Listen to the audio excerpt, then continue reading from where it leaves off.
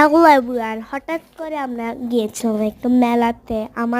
আমি আর আমার বাপু আমি হচ্ছে যত কিছু কিনেছি এগুলা তো দেখাবো পরে।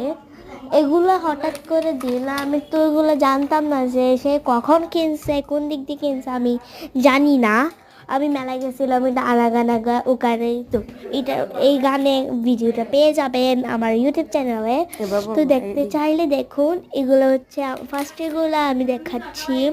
এগুলা আমরা সবাই সেট মিলে মিলে কিনছি, আমি আর আমার বাপু। এত সুন্দর সুন্দর কিউট কিউট জিনিস পাওয়া যায় ভাই রে ভাই।